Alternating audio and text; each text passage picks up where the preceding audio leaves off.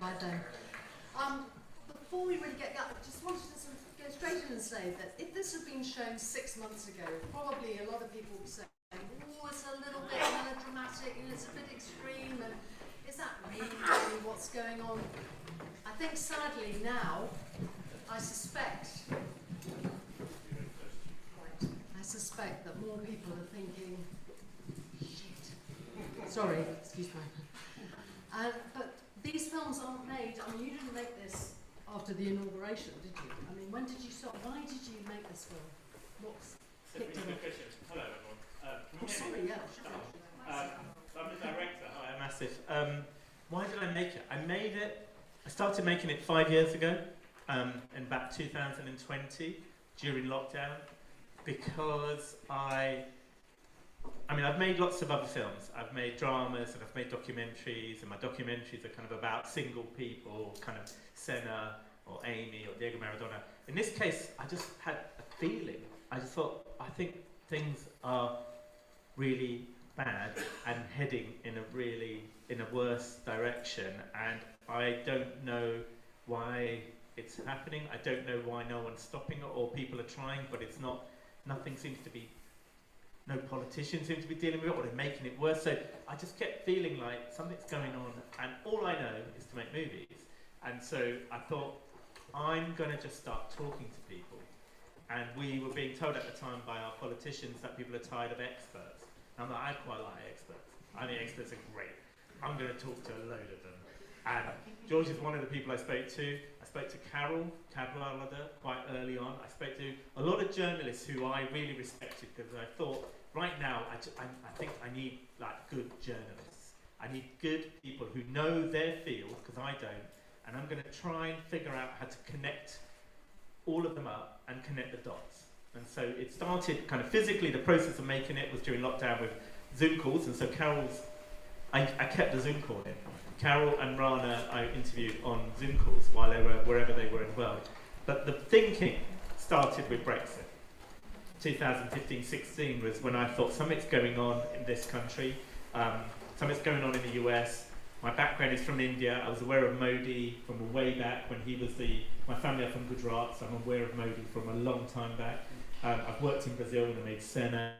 I saw what was happening in Brazil before Bolsonaro came on, where young people wanted a strong man to come back, and the older people had lived with a military dictatorship were saying, believe me, you don't want that.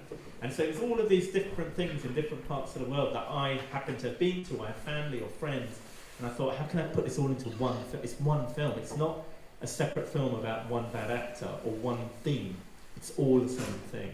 So it took me 5 years, and now here we are.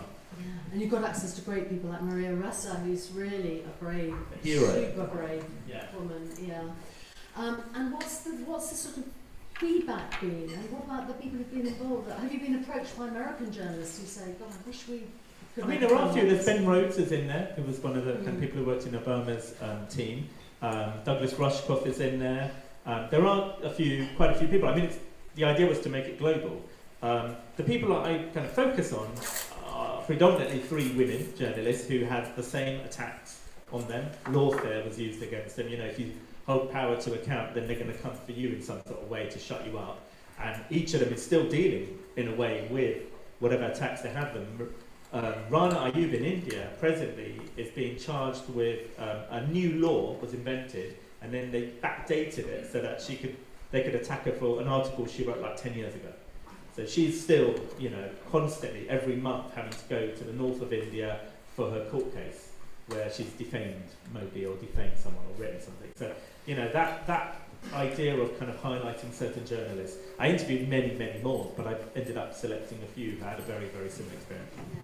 I'm sure a lot of us saw a rather ridiculous interview that you were subjected to by Sarah Montague and The Hard Word, where she was berating you for not having balance and not having the voices of... they own Twitter. Yeah. They own the Washington Post. They own it, and the LA Times, they're like, but I need to give them the right to reply. Bullshit. Extraordinary. You can see it on Catch Up. It's an extraordinary.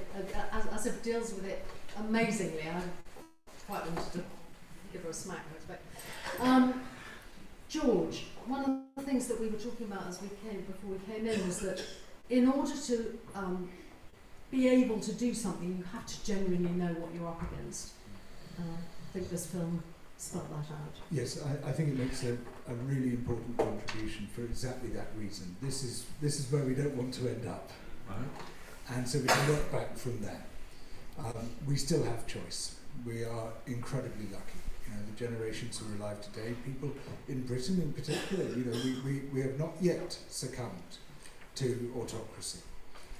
We are not living in the United States. We're not living in China. We're not living in the Philippines or India. You know, and we've got to hold that space open. We have a duty to hold it open, not just to ourselves, but to people in other countries as well. You have to create these islands of resistance, and Britain must become an archipelago of resistance. So, you know, we've seen where we don't want to go. We can look to each other to determine how we are not going to end up going that way. And here in the Southwest, we are phenomenally fortunate in having remarkable activists, people like Anthea, others in this room, who are creating exactly the political structures, the social structures, the community actions that will ensure that we don't go down that path. I think, you know, this is a really important exercise that Asif has conducted here to show exactly what we're up against, and that helps us greatly. I think it focuses our minds to say, right, here are the strategies to prevent that world from materialising.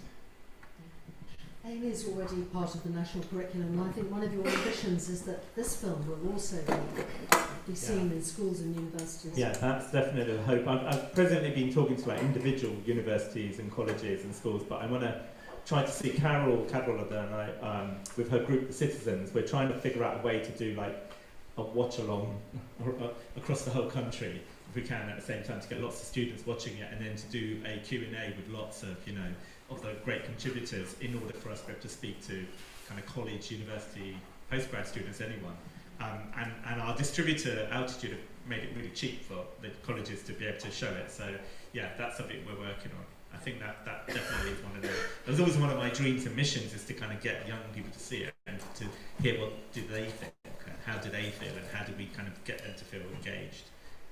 Yeah. And I mean, one of the problems I think though is sort of climate depression amongst the young. You know, people feeling that there's no hope. Is that something that concerns you? You know, that how you? I mean, for me, the conversations I've had when we've had screenings it's more to do with younger people. When I spoke to them, is this kind of idea of kind of loneliness that has come from tech. That seems to be more present.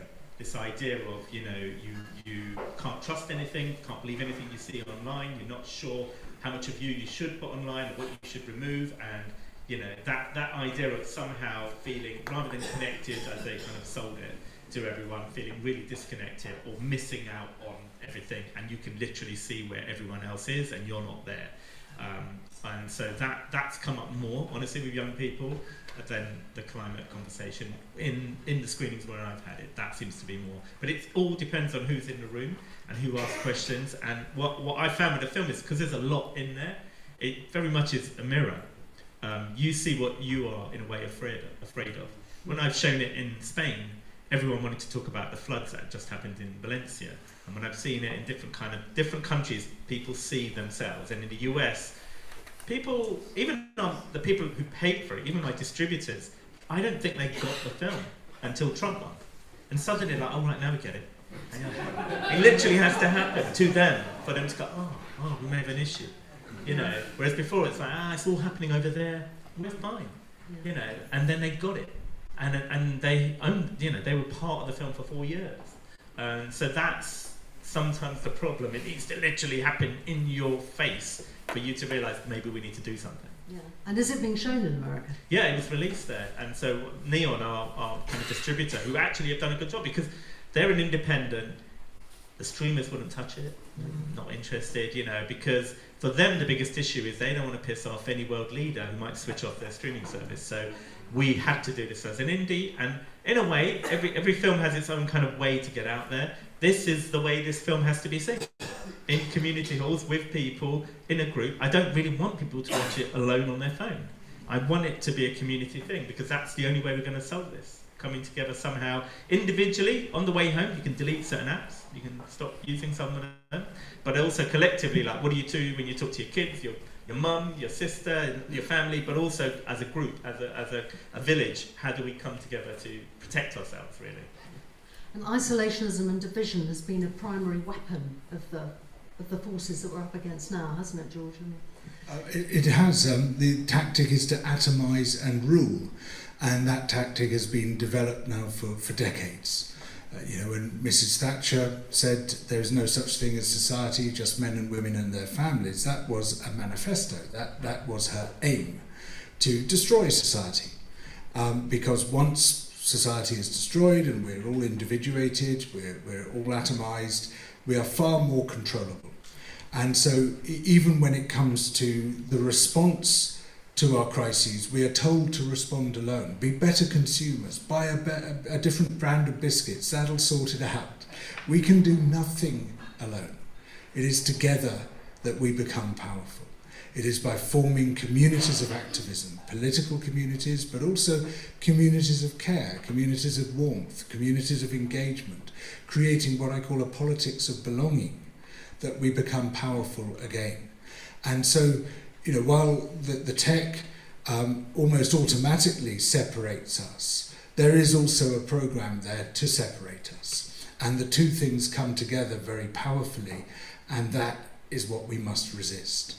And you know, as you said at the beginning, there are far more of us.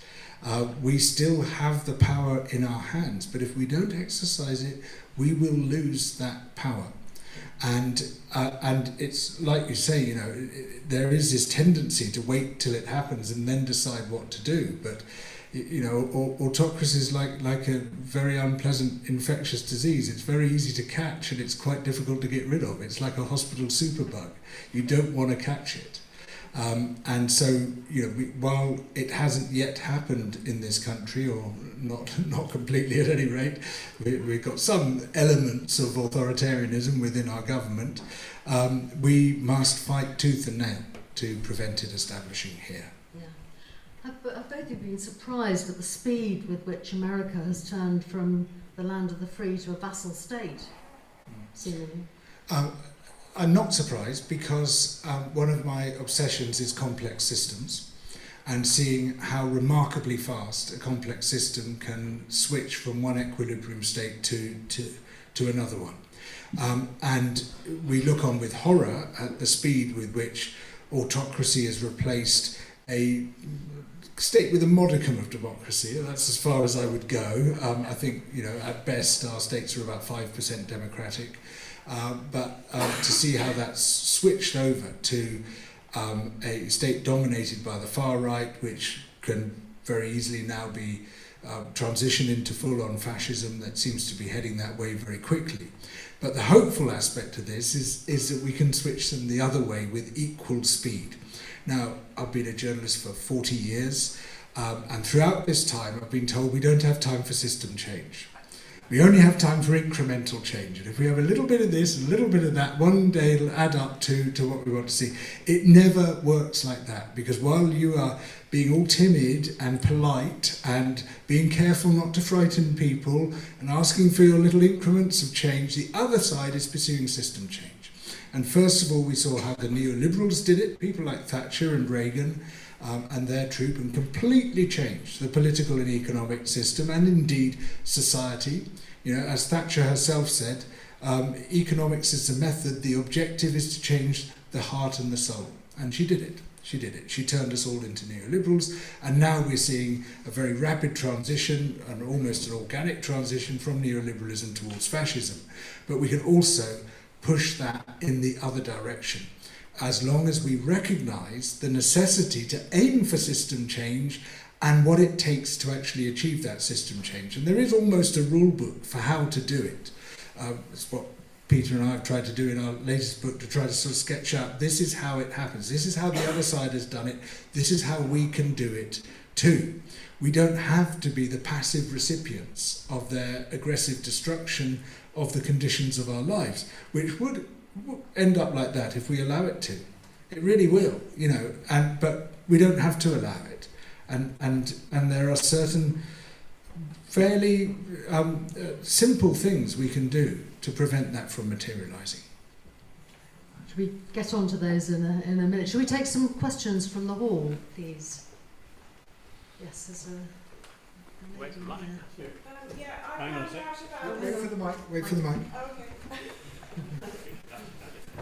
A bit of an ironic question. I found out about this meeting via Facebook. Should I delete it? Is it ever... You've seen the film now, you get rid of it. Is it ever a force for good? I mean, all of these things did at one point start off being fun. It's just that they're now being used to share a lot of really negative But we're information. so cut off, aren't we? If we delete everything, I wouldn't find out about anything.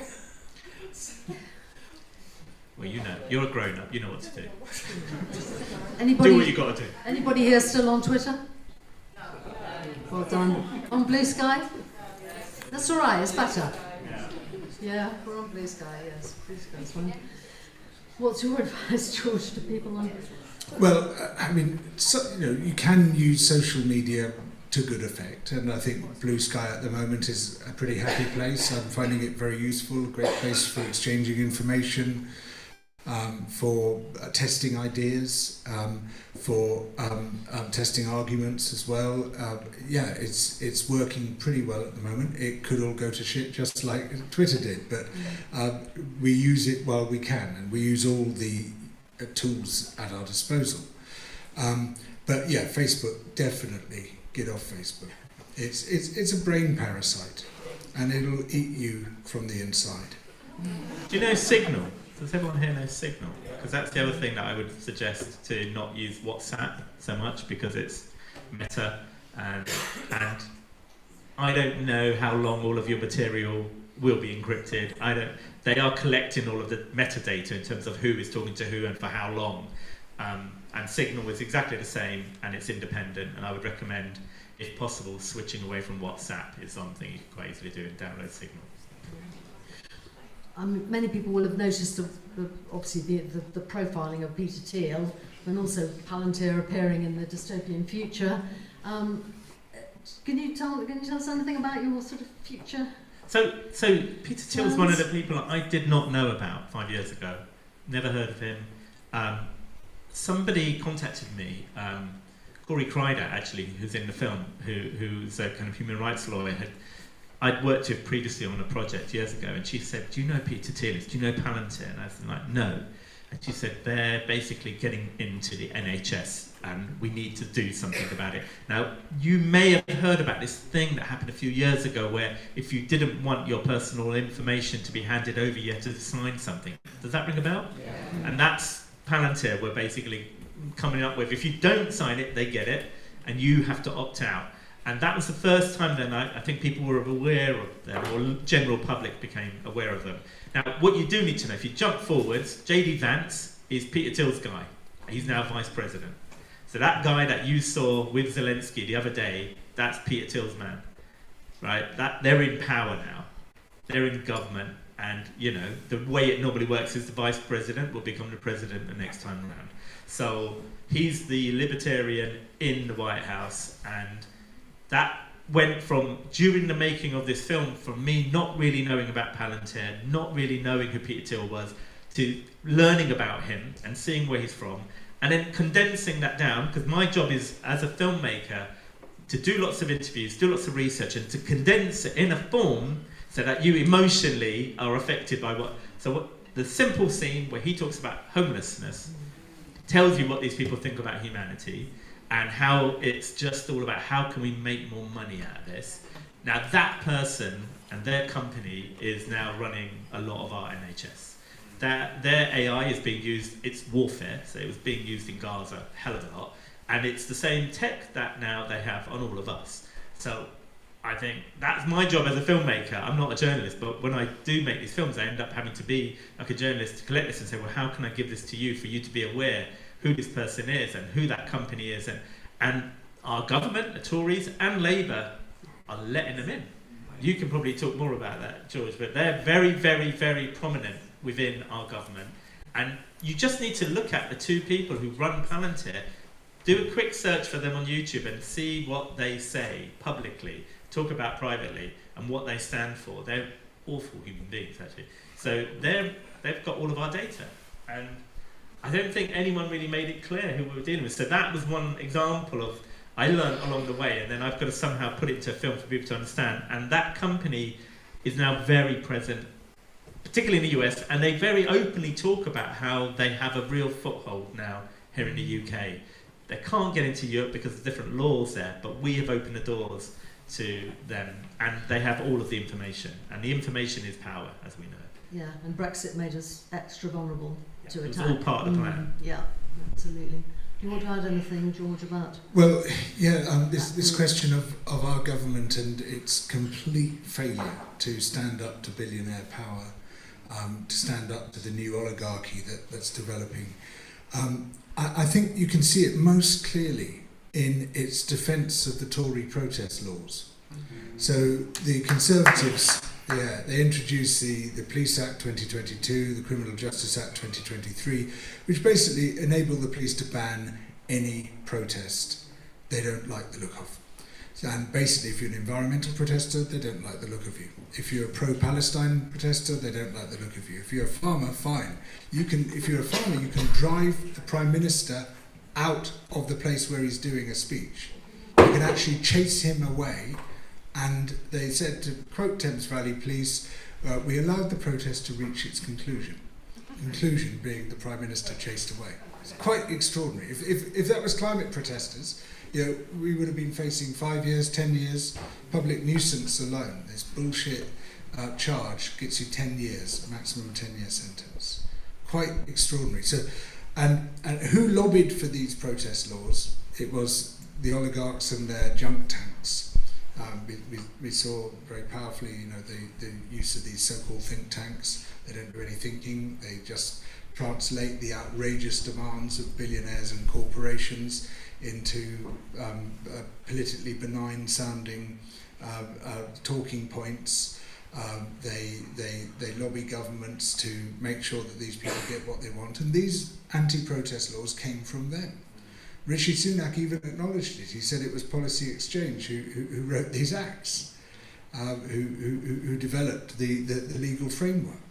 And it's quite an extraordinary thing that a Labour government, a party which came out of the protest movement, has collaborated in the complete shutdown of protest in this country, even to the extent of sustaining an appeal against a High Court judgment which was levied against Suella Bravermans when she was Home Secretary.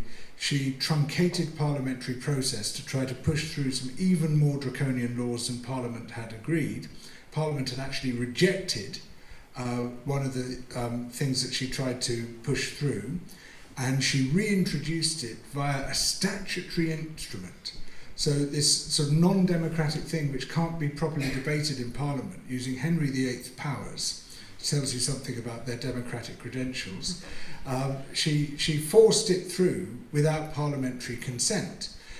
Liberty challenged this in the High Court. The High Court said, yep, this is unlawful. The Tory government appealed it. Labour, when it came into power, everyone was expecting them, and they gave signals saying that they were going to drop the appeal. But no, they've decided to sustain the appeal. So they're trying to uphold Suella Braverman's truncation of parliamentary democracy to impose these ultra-authoritarian protest laws. That tells you what we're facing, and it shows us what we need to be fighting. Do you think also, George, how much of it is to do with politicians taking lobby money themselves personally and then doing the work for those groups? Yeah, I mean, there's plenty of that, but the amazing thing is how cheap they are. Often they will do it for free, and it'll just be those lobbyists ringing them up again and again and again, constantly on their case, until they just say, "Oh, all right then, fine." It's you could almost respect them more if they're taking a couple of million quid for it. I think one of the things that depresses a lot of us is that when we're out on the, campaigning on the streets and talking to people, the repeated complaint was they are all the same. And now with this Labour government in charge, and I think things like the Heathrow runway extension, the possibility of Gatwick coming out, and there are all sorts of things happening that make people feel, well, why do we even bother? And that level of sort of democratic disengagement as a result of disillusionment and disappointment is extremely worrying and extremely exploitable. And it lets the far right straight in, because the far right is always the one which comes and picks up the pieces when people have lost faith in the political system. You get the killer clowns, as I call them, moving in. People like Trump, like Farage, like Bolsonaro, like Modi, like Duterte, like Orban, coming along and saying, "I stand outside this system. I am on your side against those political elites which fail to meet your needs." And people say, "Well, we might as well give him a go." Yes. Blame that immigrant, yeah. Yes, if you seem like the party of rebellion and resistance, you capture the disillusioned. One thing that comes out very, very strongly in your film, Asif, is the link up between this growing body of strong men, dictators. I think Maria at one point says that 73% of the world was under authoritarian control. Well, presumably it's now 90. Yeah. Exactly. Did that surprise you? Were you sort of... Well, when you look at the most populous countries in the world and you look at the systems, I think then you realise actually that's a large part of the world already. And it's swinging further and further that direction. And I think that fact shocked me when I first heard it, but then you just have to pay attention and go, well, actually it makes absolute sense. And it's out of date now, And so, that she's amazing. She's someone I just mentioned, and she's well known in the US. She's obviously very well known in the Philippines. And she's been talking about this and writing about this for a long time. I would recommend, if you want to know more, look at Maria Ressa's work and read her books, and same with Carol and same with Rana. And my job was just to highlight people like Maria, because in the US people kept saying, everyone knows Maria Ressa, everyone's seen we've heard her. And I'm like, you don't, actually people in Europe, I don't think they do. I don't think people in the UK do know her. And she's so inspirational and such a positive person. But even with Maria, when I met her, over the course of making the film, I could see it got heavier and heavier and heavier for her to stay as positive as she was, because the more she spoke up, the more she could see things are moving so fast that every 6 months I spoke to her, she's so busy, it would take a long time to get a hold of Maria. Every time I spoke to her, things had got so much worse. And I think that's why I felt this film, I think, a lot of documentaries have a lot of pressure to have positive endings, make everyone go out feeling good.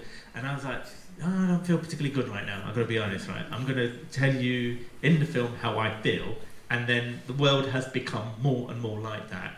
And even Maria went from this really positive person to feeling, things are going to shit if we don't really pay attention. And she herself has been attacked, not only by the law in the Philippines, but also in the US. The more she spoke up, she started to get attacked personally and accused of various things, which is what's happened to a lot of the journalists. They thought they were standing up and speaking out for kind of freedom or democracy, or speaking up against, when they see something awful happening to people around the world. And then they all have been attacked for that, And Carol doesn't work for The Guardian anymore. No. She's now, I started this film, she was like the hero journalist for The Guardian, and now they have not renewed her contract. And one of the things that's happened is a lot of people are now, she's on Substack, and everyone's having to go and find a way to write, but somehow have control and freedom over what you want to say and think is maybe one of the solutions that we're looking for. The only reason I could make this film is because it's an independent film. If it was a studio film, I don't think I've been able to make it.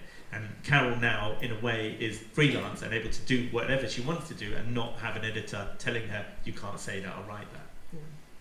But we also face, on the progressive side, we face the challenge of distribution, because the mainstream media, it was great to see that George finally, on Question Time, but there was a sort of vestigial worry that part of that was because it was going to make good telly with the dreadful Matthew Goodwin, which it actually did.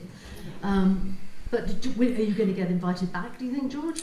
Who knows? I mean, it was before I was on the time before. It was 22 years between appearances.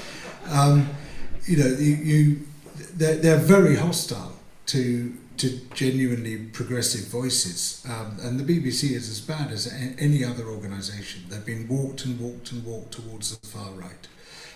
Well, it's balance. We've got to have balance between prevailing voices. But as the far right deliberately pushes further and further rightwards, pushing that window further and further, the BBC obediently trots along and says, well, this is now the debate. The debate is between the right and the far right. Oh, now it's between the far right and the fascists, and Mr. Hitler, he says that the problem is the Jews and they need to be exterminated. And you can see how it can sort of just drifts into a situation where it's actually supporting outrageous fascist atrocities, just by maintaining this ideal of balance that it's got. The BBC doesn't understand what impartiality is. If you look at its editorial guidelines, it's a simple mistake about what impartiality is. Impartiality is not balance.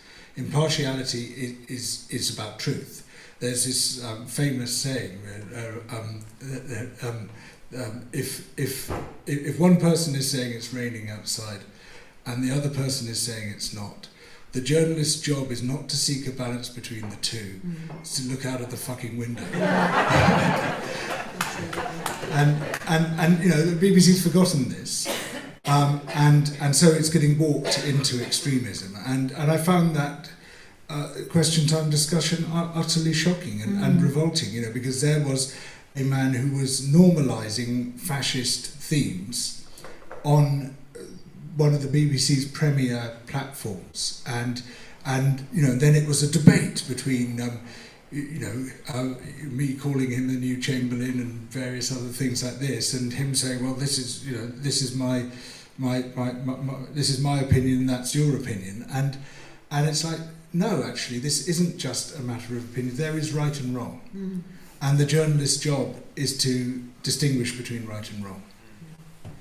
Can I ask you in the audience, do you feel as if being a decent citizen, a tolerant person, inclusive, is something that is no longer valued by government, by politicians or by the media? Do you feel like that? Of course. Yeah. Because that's, I think, how a lot of us feel, is that the sort of moral majority, actually, which is most of us are decent, in all those polls and everything, it says people are actually not anti-immigration. They are actually more interested in targeting the criminal gangs that get people over here than the poor people who are driven to desperation on boats, that people are much more concerned about climate change than any politician will give you the impression that we are. But why aren't we being heard? Is it because we're just not making enough noise? Not paying enough money, I guess, isn't it?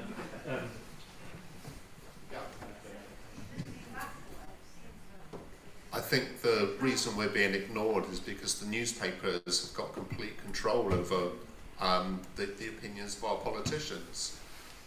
Because they don't want to appear bad in the newspapers, then the newspapers are controlled by fascists.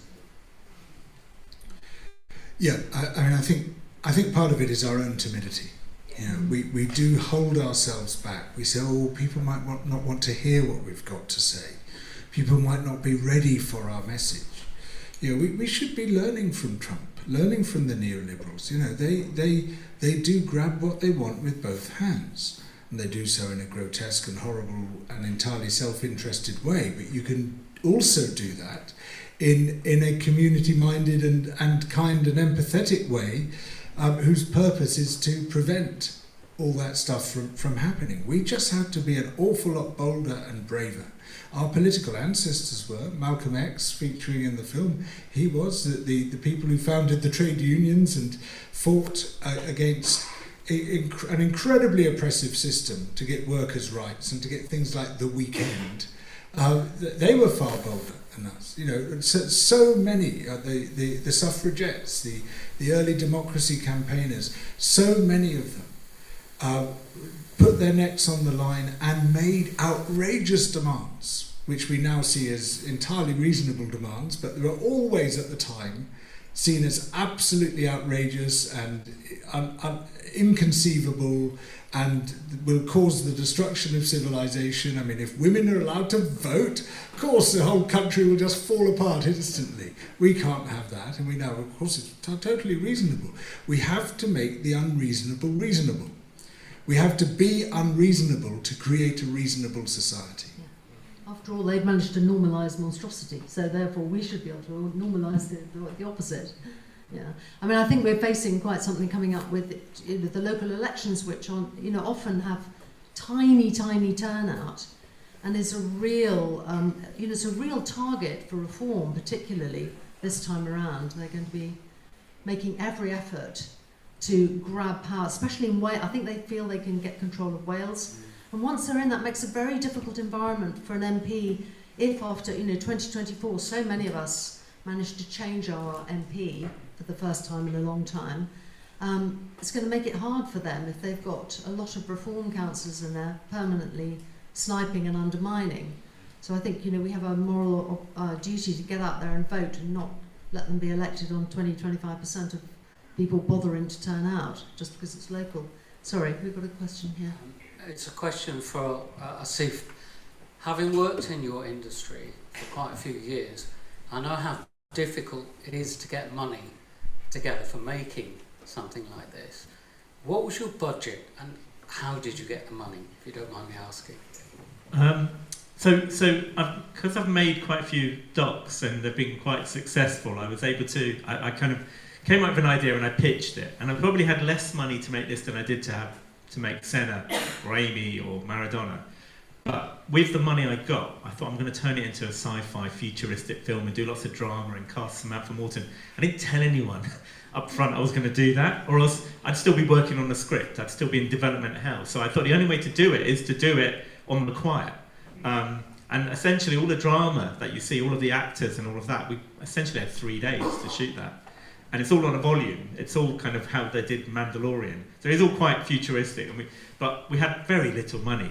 We had a tiny crew. And the honest truth is, this is the truth, how do you fund a film like this?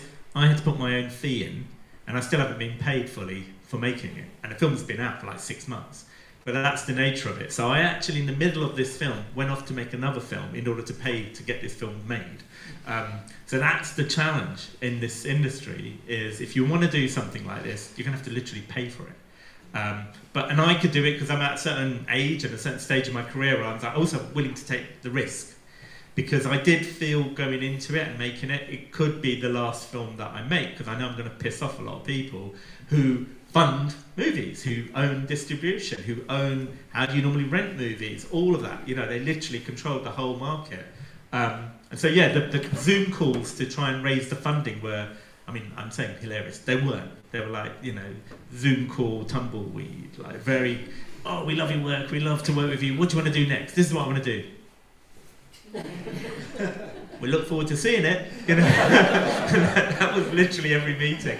So it was like, okay, this is going to be tricky, but the way I work is I just start making it. I literally started just filming.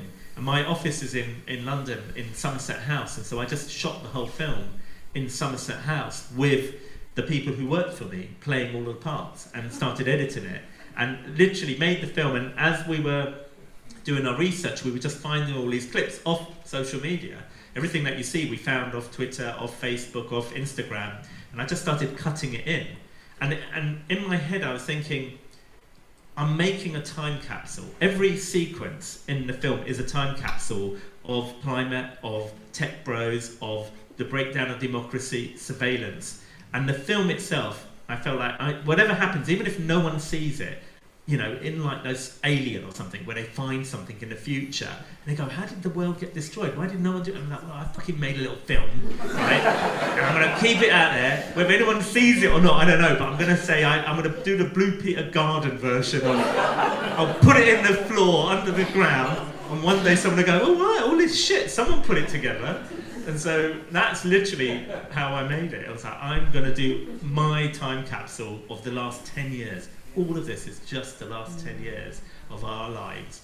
And look at where we've started and look at where we are now. So yeah, I thought, I don't mind, I'll pay for it if I have to. So. Can you say how much it did cost? I mean, roughly? For a doc, it's a high budget. For feature films, it's low budget. They're about 2.5–3 million quid. That's what they cost. For a doc? Yeah, yeah. There was a piece of the dialogue which was about things that you can't see, and there was also a question in the computer thing speaking to our heroine saying, do you pray? So it's like, it seems to me that, you know what George has said about there was the road protest movement or environmental activism, and then there were laws that were made to stop that. Now that seems to me to be a regular process, and the fighting, like the morality of it, in right, wrong, if I'm making somebody else wrong, I'm stuck in the same duality. I'm in the same paradigm. So there's something about the imagining of something that's never existed before. It's like the thinking that we've got is the thinking that gives us the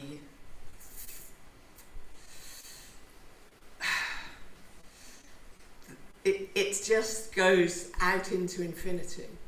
So where the straw the view I'm looking from is the invisible, the vibrational, the energetic, the prayer, the actual life, the life of the earth, the community of women. It's like stark, it's all blokes up there, our tech heroes. So there's a whole kind of old-fashioned look to all of it.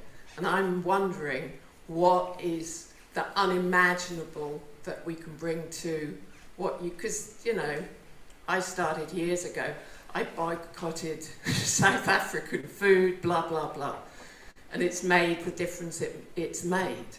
It seems to me there's something like to create beyond, to create from the future back to now. Nice. The answer, yes. I concur. There's a lot there. I think the spiritual, the idea of something otherworldly, something that we have which machines can't replicate. I think there's something there, isn't it? It's that soul and spirit and faith, things like that. Whether you're religious or not, you might believe in something, and we have something which they can't quite figure out how to turn into numbers and turn it to a machine. But also, just on the questions that we have in the film, they're real questions which are asked to Uyghurs when they get re-educated. That's where they're from. And so that idea of do you pray is very much kind of loaded because you're not allowed to pray, right? And it's an interesting idea because even that, like if they're going to take that away, something that you do quietly and privately in your own space, you know, you can't even think certain things. And one of the things I wanted to put into the film with the kind of Samantha Morton character is like, at the end when she gets like arrested and taken, it's like, well, what did she do wrong? And part of the film is like, well, was it because she prayed? Was it because she read a book that was banned? Is it because she went somewhere? I mean, all of us, you know, if we end up in a world where a law that hasn't been created yet will ban us from the things that we do every day, you know, because that's what it was like for the Uyghurs. I'll give you an example. There are certain countries that Uyghurs were allowed to travel to. Other countries you're not allowed to travel to. To go anywhere was a big deal. You had to prove you were going to come back. Once certain Uyghurs went to a certain country, they banned those countries. And so their punishment was backdated and they all had to go to re-education in prison. You know, and so that idea for Samantha's character, I was like, just the fact that she's been to a building or a certain part of town, that's enough to be banned. To have a book, that's probably banned in the future, isn't it? You know, and so all of that was part of the story. And she just also, Samantha happens to be a really religious person. I think some of those themes in the script she could relate to. Samantha also herself grew up in homes, care homes when she was younger. And so when she read our script, where a character literally survives with everything, all her belongings in a rucksack, and every now and again has to do a runner and go somewhere else, she was like, that's how I grew up. And so that's one of the reasons she wanted to do the film. And it's a tiny film compared to, Minority Report and films that she's been in. But also, just a little fun thing is I wanted to cast an actor who's been acting for a long time, so I could use them young in the archive. So if you spot her, she's in the film in various places as a child, and we have little flashes of her from Band of Gold, or And the clip from Cracker, and one. Yeah. Don't tell Spielberg. I don't know if you I think I imagined that bit. Yeah. If you thought you see your subconscious sort of Minority Report there. The question over there. Hi, thank you. A fantastic film. I just want to ask you how we protect our institutions. I think it's really important that we recognise the years of austerity that have hollowed out all our institutions, particularly our local councils. And I'm going to fess up, I am a politician locally, and we have another one in the room, and it depends whether they might want to make themselves known. But we're not all bad, and we are fighting for our communities, but we have to protect our institutions, and that can be really hard because they can't deliver, and you can understand completely why people are frustrated, and we have to be able to offer some hope, but we have to protect our institutions, because that's why Brexit won, because the EU was completely undermined as an institution, and that's what they're looking to do with the European Court of Human Rights and all the rest of it. So how do we protect our institutions? Thank you. Austerity is another oligarch-driven project. There is absolutely no reason or need for austerity in this country.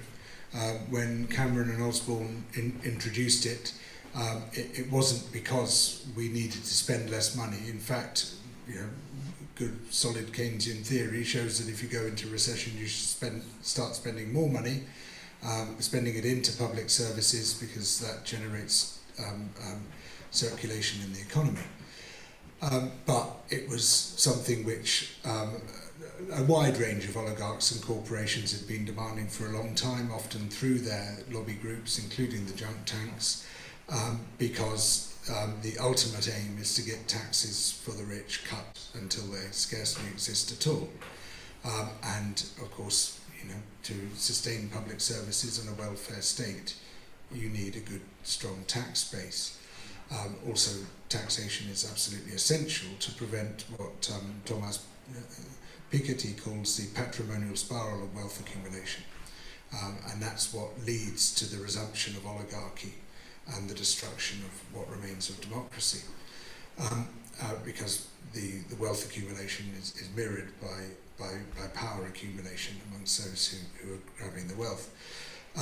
So this was a programme, and we have to recognise it as a programme, entirely politically driven, not economically driven. It's pretty shocking that Labour is sustaining that programme, because whatever they call it, it is still austerity. And we have to be absolutely clear that it is not necessary, and is not what the country is demanding. The opinion polls are very clear. We want well-funded public services, and if the rich have to pay more tax, well, most people think that's actually a good thing, not a bad one. So we have to keep pounding out this message that they're not doing this on our behalf. But also we have to seize our opportunities when they arise, and this is what I think is going to happen. I might be wrong, but this is how I see it, that Trump is going to topple the US economy, either through destroying financial regulation, which Trump and Musk and Doge and others are already very busy doing that. We know what happened in 2008 when they did so, but now they're in no position to commit a sort of bailout that happened in 2008. So if the financial sector starts going down, it'll keep going down. Or, alternatively, a new pandemic hits. They've already stood down the public health protections. If we have an infectious new agent such as an H5N1 avian flu virus, then people will simply not leave their homes. Delivery drivers won't get out on the roads. If there's no public health protecting them, if there are no vaccines, they're going to stay at home. The economy will just topple over. Similarly, Trump is trying to disband FEMA, the Federal Emergency Management Agency, at the same time as accelerating climate and environmental crisis. Almost a perfect formula for destroying the insurance industry, on which the whole of the rest of the economy hangs, and destroying much of the investment value in pension funds as well. Now, all these things sound like dire news, and they are. You know, it's horrible things will happen, but human beings are far more resilient than their economies are. And our economies go down, but we're still here. And it's at moments like that that you can seize a political opportunity which isn't otherwise available. So we prepare for that moment. That's just the key thing. And we create a political narrative of change, a restoration narrative which tells us where we are, how we got there, who we are, where we intend to get to, and how we're going to get there. And Asif's film helps massively in constructing that, because we know where we don't want to get, and we know where they're going to take us if they get half a chance. But we seize that opportunity, and I'm pretty sure it's going to come within this 4-year term, because Trump is playing so fast and loose, so recklessly, that it's almost impossible to see financial collapse not happening in the US. Already we've seen a great slide on the Dow Jones Index just because of his trade wars, but they're only just beginning. And there's far more of that sort of thing to come. I mean, it could even be within this year. It will be painful, very difficult, but it's also exactly the sort of moment at which the power of the oligarchy is destroyed and the people resurge. And we've seen this in history many, many times.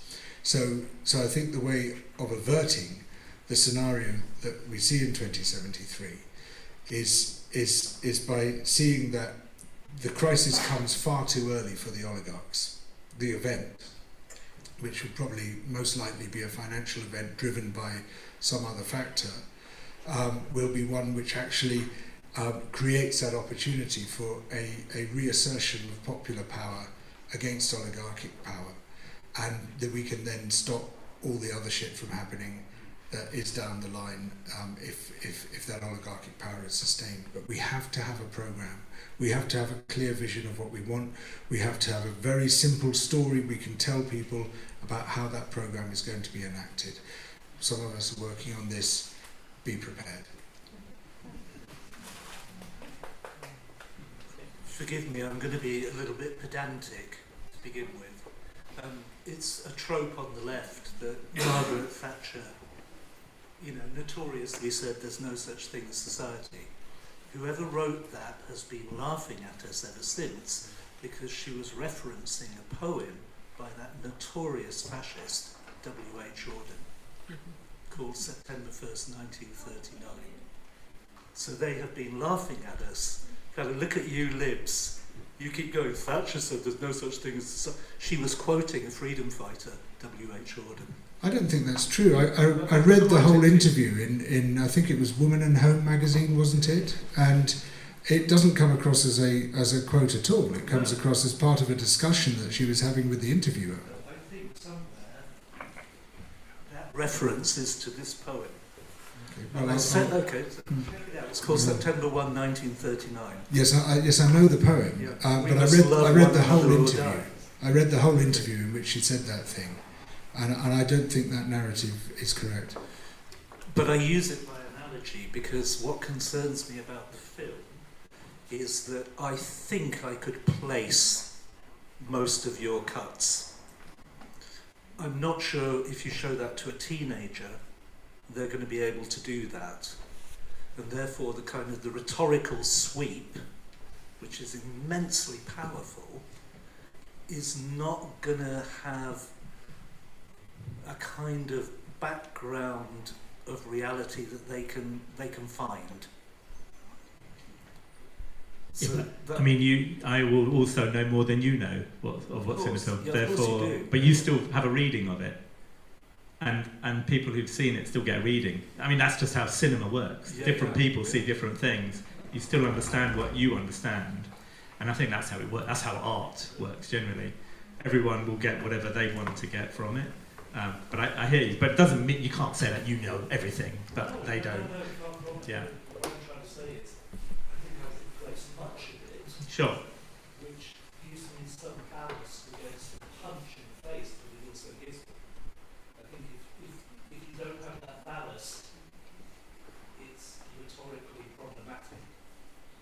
Say you. Say I, because I would like us to be better than disinformation coming from the other side. Yeah, I mean, the only thing I would say is that when we show it to people, it's like the genre of kind of sci-fi or futuristic films or dystopian books or whatever. The idea that I wanted to play with is that the scariest stuff in this is all real. It's factual. It actually happened. Most of it you may remember. You've seen it, right? But the idea is just to put it all together in a form saying that happened and that happened and that happened. Do you remember when we were shocked when we saw that kid dead on the beach? And now look, now the same people that are shocked by that are saying, fuck it, let them die. You know, they've gone from there to there in how many years? And so it's whatever you feel is what I want to remind people about. You don't have to know what beach that was on or, you know, which country. The fact is, we once were shocked by things and we are less shocked now. And the people in power don't seem to have a problem. In fact, they're trying to create more of that. They just don't want you to see it necessarily. That's, I suppose, more kind of what I'm trying to get across. And this is the same technique that Margaret Atwood used in Gilead. You know, in The Handmaid's Tale, all the stuff that was happening in Gilead were things which had or were really happening to women around the world, and she pulled them together into one place. It's a very powerful narrative technique. There's nothing false about it. It's not disinformation at all. It's a way of constructing a story based on real world events. Quick question. This side. From here, the American judiciary looks terrifying, corrupt, fucking terrifying. What do you think about the judiciary here? Should we be frightened of them, or do we think that they, when something happens, will stand up for the moral majority? I think they're a very mixed bag. I think there are some who stand up and often take quite a brave stand, and there are others who will just do whatever the government tells them to do. So there's this hanging judge of the bloody assizes who presides over a lot of the protest cases. He's the one who's forbidden climate protesters from explaining their motives in court and all of that. He's called Christopher Hehir. I think the proper pronouncement is Hehir. And he sends down people for phenomenal sentences, and so the CPS is deliberately channeling people into his court in order to ensure that they get the highest possible sentences. It seems to me to be an abusive process, but it's just woven into the way the system works. But we do see some quite brave justices standing up, for instance, acquitting climate protesters. We've seen this happen quite often on moral grounds, and saying, there is actually a higher law at work here. That's a brave position to take. They get criticised by other people within their own profession. I don't think we can generalise about them. And that very important Sarah Finch case where the judge decided that, yes, fossil fuel companies must make an ecological assessment before they randomly wreck more of our countryside. In America, I think yesterday there was the Supreme Court by 5-4. I mean, what's worrying is that 4 of those judges that Trump and his backers were prescient enough to make sure they had changed the nature of the Supreme Court, the makeup of the Supreme Court, were prepared to go against sort of the First Amendment. But 5, luckily, a couple of them said, you know what, we've got to stand by it. But it's very worrying when you've got a judicial system which seems to be coming out with the right sort of messages, but with a government, a regime which is quite happy to ignore it. And where is the enforcement? I think that's the really worrying thing. Where's the enforcement going to come from? It's not obvious. Yeah, hi. George talked about what we can do. I just want to mention something about happening in Ashburton, which is related to this. So we have an Ashburton Climate Emergency Group, which has been going for some years. It got quite hit during COVID, but we're trying to reinvigorate it. And we're, of course, well aware of the severity of the crises which are affecting us, but we're thinking, what can we do that's positive, and what's actually happening in Ashburton now, which is not necessarily connecting up, and can we take it forward? So I just want to say on the 29th of March in the Town Hall, we've got an event which is called Ashburton Thrive Together. We're using that word advisedly, thriving together, where we're bringing together groups which are already happening, initiatives mostly related to the environment, but not entirely, and asking people to come along, get involved, see what's happening, and try and take the whole thing forward to really build community resilience. That's what it's about at heart. Yeah, 29th of March. Thank you very much.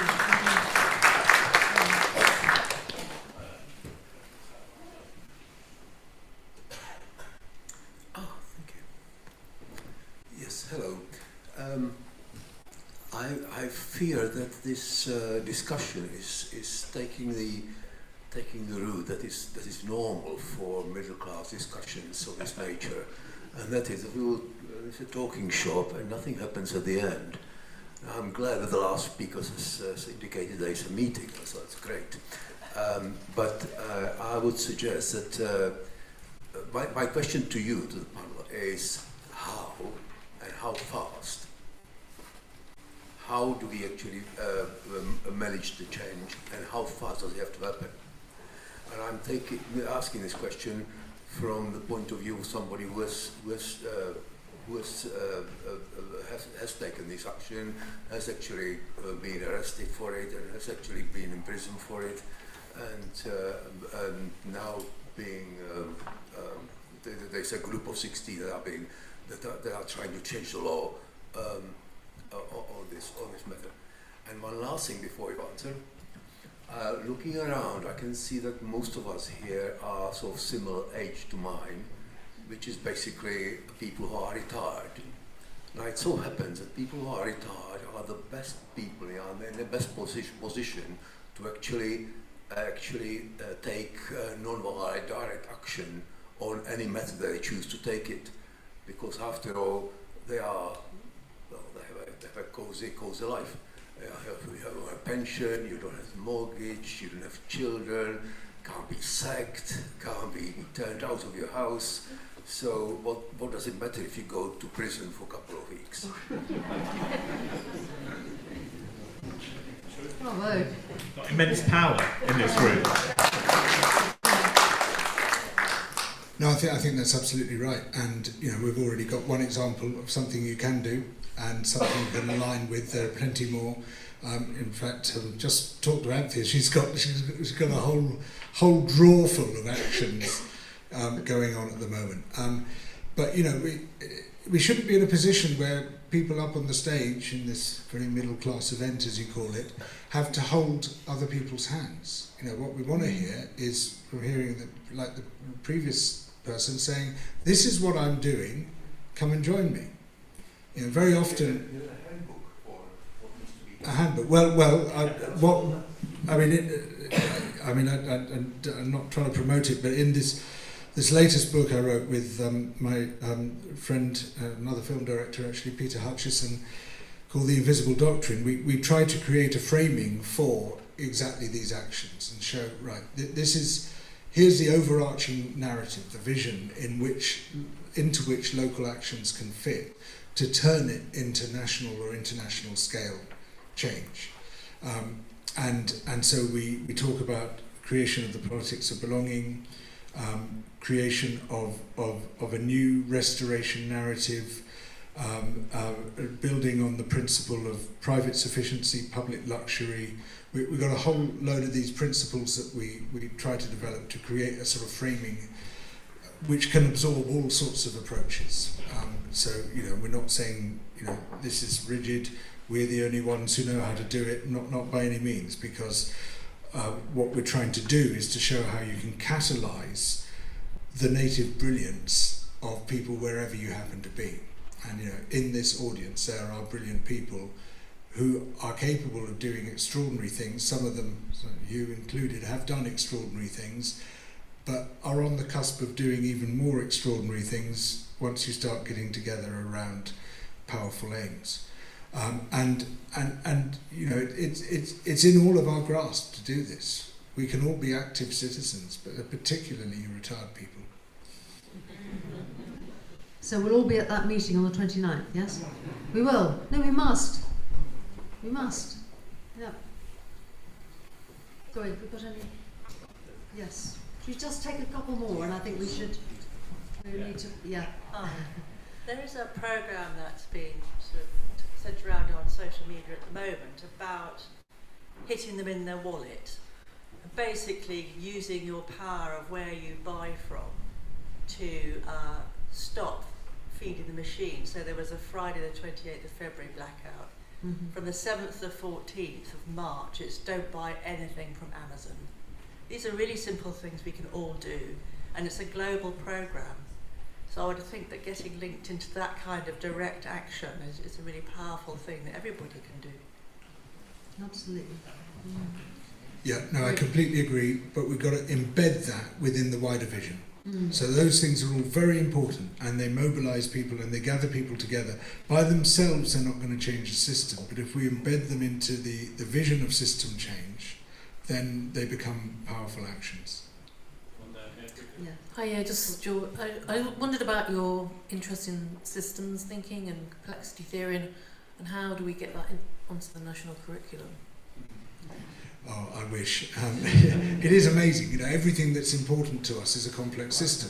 The human brain, the human body, human society, every ecosystem, the atmosphere, the oceans, the financial system, the economy, they're all complex systems. And yet we're never taught the principles of complex systems unless you're doing a particular degree. You know, I was lucky because there was an ecology component of my degree, and the person that us ecologists like to see as the godfather of systems thinking was one of my lecturers, Professor Robert May. But most people just are not exposed to it at all. It's like sort of not being exposed to English or maths. It's so fundamental.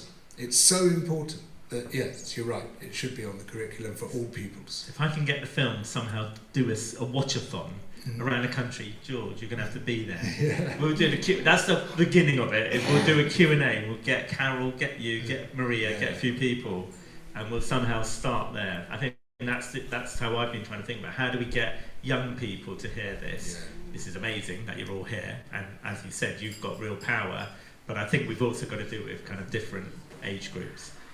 And somehow do it officially. I want to basically have the teachers, and so it's not just showing them the film, but then having the debate afterwards is such a key part of the reason why I made this film. Is exactly what you're all doing now, is to put us in a room where we discuss it and try to come up with, to understand the complex system, and then you can figure out how you're going to change it from within, because it's changing us for sure. Yeah. Ashburton Town Council are going to are wanting a new councillor at the moment. They're saying they're going to co-opt somebody. So, anyone who wants to be on the Ashburton Town Council, stand up. If enough people put their names forward, there has to be an election. Right. I think we're going to wrap up now. Thank you all for coming, and a big thank you to Asif and George for giving us so much of our... Thank you.